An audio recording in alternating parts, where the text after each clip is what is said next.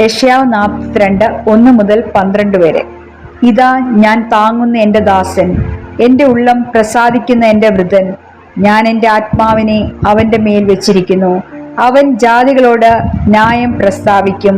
അവൻ നിലവിളിക്കയില്ല, ഒച്ചയുണ്ടാക്കുകയില്ല, തെരുവീതിയിൽ തൻ്റെ ശബ്ദം കേൾപ്പിക്കുകയുമില്ല. ചതഞ്ഞ കൂട അവൻ ഒടിച്ചു കളയുകയില്ല, പുകയുന്ന തിരി കെടുത്തിക്കളയുകയില്ല.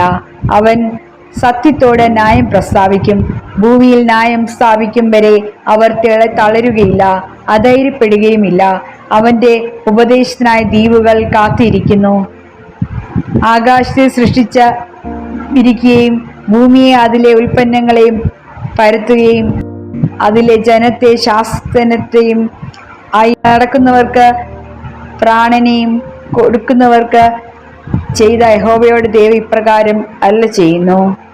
കുരുട്ട് കണ്ണുകളെ തുറപ്പാനും ബദ്ധന്മാരെ കുണ്ടലയിൽ നിന്ന് അന്ധകാരത്തിൽ ഇരിക്കുന്നവരെ കാരാഗൃഹത്തിൽ നിന്ന് വിടുവിപ്പാനും യഹോവയായ ഞാൻ നിന്നെ നീതിയോടെ വിളിച്ചിരിക്കുന്നു. ഞാൻ നിന്റെ കൈ പിടിച്ച് നിന്നെ കാക്കും. നിന്നെ ജനത്തിന് നിയമവും ജാതികളുടെ പ്രകാശവും ആക്കും. ഞാൻ യഹോവയെ, അത് തന്നെ എൻ്റെ നാമം.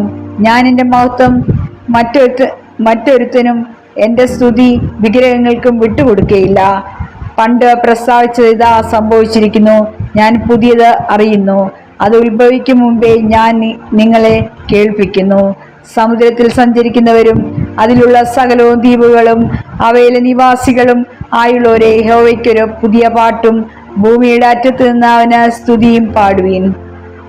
മരുഭൂമി അതിലെ പട്ടണങ്ങളും കേദോർ പാർക്കുന്ന ഗ്രാമങ്ങളും ശബ്ദമുയർത്തട്ടെ. ശൈലനിവാസികൾ ഘോഷിച്ചുല്ലസിക്കും, മലമുകളിൽ നിന്ന് ആർക്കുകയും ചെയ്യട്ടെ. അവൻ യഹോവയ്ക്ക് മഹത്വം കൊടുത്ത് അവന്റെ സ്തുതിയെ ദ്വീപുകളിൽ പ്രസ്താവിപ്പിക്കട്ടെ.